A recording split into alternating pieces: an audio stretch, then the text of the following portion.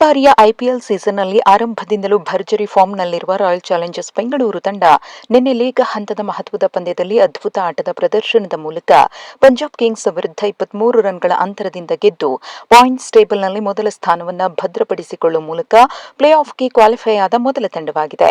ನಿನ್ನೆ ಮ್ಯಾಚ್ನ ಹೈಲೈಟ್ಸ್ ನೋಡುವುದಾದರೆ ಟಾಸ್ ಸೋತು ಮೊದಲು ಬ್ಯಾಟ್ ಮಾಡಿದ ಆರ್ಸಿಬಿ ತಂಡ 20 ಓವರ್ಗಳಲ್ಲಿ 4 ವಿಕೆಟ್ ನಷ್ಟಕ್ಕೆ 222 ರನ್ ಕಲೆ ಹಾಕಿತು.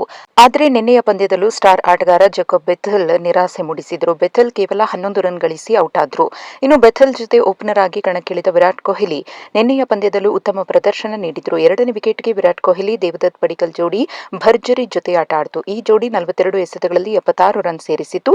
ಉತ್ತಮ ಲಯ ಕಂಡುಕೊಂಡಿದ್ದ ದೇವದತ್ ಪಡಿಕ್ಕಲ್ 4 ಬೌಂಡರಿ 3 ಸಿಕ್ಸರ್ ಸಹಾಯದಿಂದ 45 ರನ್ ಬಾರಿಸಿ ಔಟ್ ಆದರು.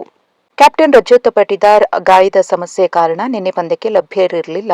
ಹಾಗಾಗಿ ಅವರ ಅನುಪಸ್ಥಿತಿಯಲ್ಲಿ 4ನೇ ಕ್ರಮಾಂಕದಲ್ಲಿ ಬ್ಯಾಟ್ ಮಾಡುವ ಅವಕಾಶವನ್ನು ಪಡೆದ ವೆಂಕಟೇಶ್ ಅಯ್ಯರ್ ಸ್ಟಾರ್ ಆಟಗಾರ ವಿರಾಟ್ ಕೊಹ್ಲಿ ಅವರನ್ನು ಸೇರಿಕೊಂಡು ಭರ್ಜರಿ ಜೊತೆಯಾಟ ಕಾಣಿಕೆ ನೀಡಿದ್ರು.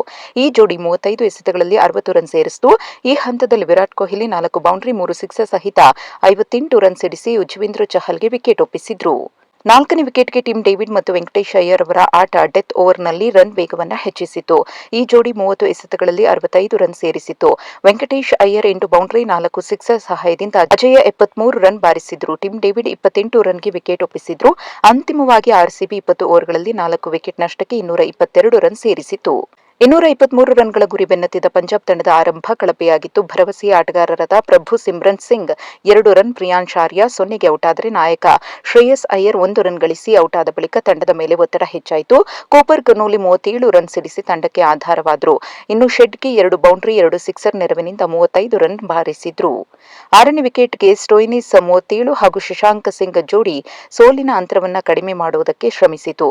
ಈ ಜೋಡಿ 32 ಎಸೆತಗಳಲ್ಲಿ 67 ರನ್ ಗಳಿಸಿತು. ಶಶಾಂಕ್ ಸಿಂಗ್ 4 ಬೌಂಡರಿ 4 ಸಿಕ್ಸರ್ ನೆರವಿನಿಂದ 56 ರನ್ ಬಾರಿಸಿದ್ರು. ಅಂತಿಮವಾಗಿ ಪಂಜಾಬ್ 20 ಓವರ್ಗಳಲ್ಲಿ 8 ವಿಕೆಟ್ ನಷ್ಟಕ್ಕೆ 199 ರನ್ ಗಳಿಸಿ ಸೋಲೊಪ್ಪಿಕೊಂಡಿತು.